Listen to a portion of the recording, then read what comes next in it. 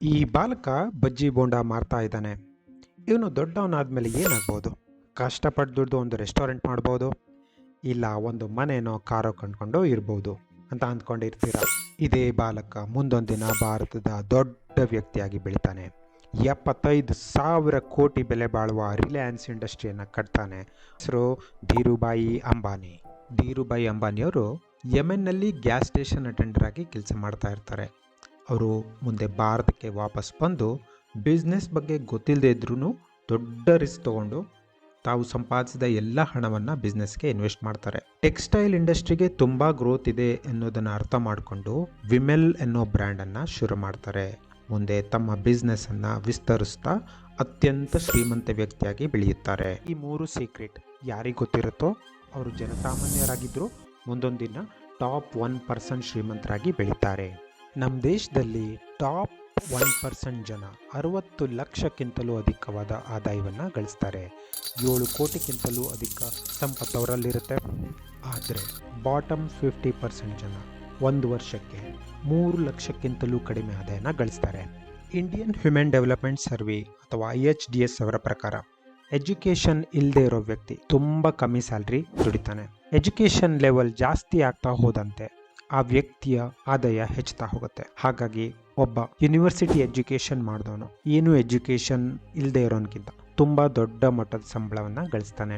English ಗೊತ್ತಿಲ್ಲದೆ ಇದ್ದವರ per capita income 7,237 ಆಗಿದ್ದರೆ ಸ್ವಲ್ಪ ಇಂಗ್ಲೀಷ್ ಗೊತ್ತಿರೋರಿಗೆ 19,062 ಇರುತ್ತೆ. ಫ್ಲೂಯೆಂಟ್ ಆಗಿ ಇಂಗ್ಲೀಷ್ ಮಾತಾಡೋರಿಗೆ 37,661 ಪರ್ ಕ್ಯಾಪಿಟಾ ಇನ್ಕಮ್ ಇದೆ. ಟಾಪ್ 1% ರೀಚ್ ಆಗೋಕ್ಕೆ ಇರೋಂಥ ಸೀಕ್ರೆಟ್ ಏನಂದರೆ, ಒಂದನೇದಾಗಿ ರಿಸ್ಕ್ ಟೇಕಿಂಗ್ ಆ್ಯಂಡ್ ಇನೋವೇಷನ್. ಯಾರು ರಿಸ್ಕ್ ತಗೊಳ್ಳೋದು ಅವರು ಜೀವನದಲ್ಲಿ ಏನನ್ನು ಮಾಡೋಕ್ಕೆ ಸಾಧ್ಯ ಆಗಲ್ಲ.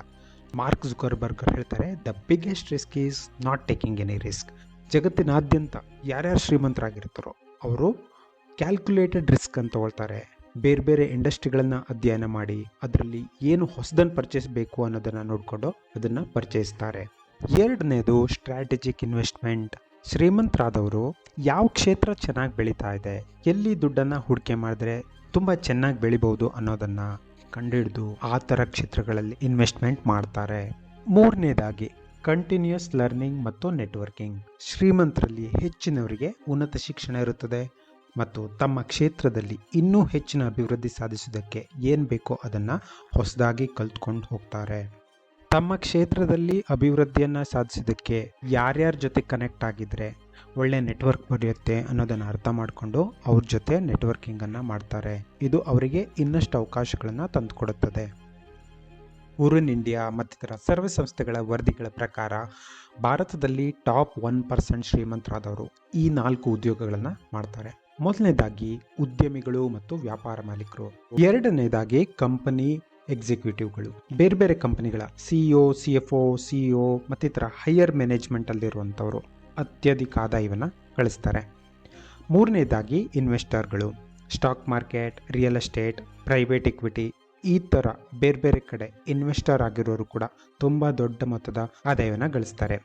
ನಾಲ್ಕನೇದಾಗಿ ಹೈಲಿ ಸ್ಕಿಲ್ಡ್ ಪ್ರೊಫೆಷನಲ್ಸ್. ಮೆಡಿಸಿನ್, ಲಾ, ಫಿನಾನ್ಸ್ ಮತ್ತಿತರ ವಲಯಗಳಲ್ಲಿ ತುಂಬ ನುರಿತ ತಜ್ಞರಿರ್ತಾರೆ. ಅವರು ತಮ್ಮದೇ ಆದಂತಹ ಪ್ರಾಕ್ಟೀಸ್ ಫಾರ್ಮ್ಗಳ ಮೂಲಕ ದೊಡ್ಡ ಮೊತ್ತದ ಆದಾಯವನ್ನು ಗಳಿಸ್ತಾರೆ.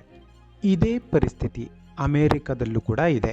ದ ಮಿಲಿಯನರ್ ನೆಕ್ಸ್ಟ್ ಡೋರ್ ಪುಸ್ತಕದ ಪ್ರಕಾರ ಅಮೇರಿಕದಲ್ಲಿರುವಂತಹ ಅತಿ ಶ್ರೀಮಂತರಲ್ಲಿ 81% ಜನ ಯಾವುದೇ ಇನ್ಹೆರಿಟೆನ್ಸ್ ಇಲ್ಲದೆ ಮೊದಲನೇ ಬಾರಿಗೆ ಮಿಲಿಯನರ್ಗಳಾಗಿದ್ದಾರೆ. ಇದೇ ಥರದ ಡಾಕ್ಯುಮೆಂಟ್ರಿಗಳನ್ನು ಇನ್ನಷ್ಟು ಮಾಡಬೇಕು ಅಂದರೆ ದಯವಿಟ್ಟು ವಿಡಿಯೋನ ಲೈಕ್ ಮಾಡಿ, ಹಾಗೆ ಎಸ್ ಅಂತ ಕಮೆಂಟ್ ಮಾಡಿ.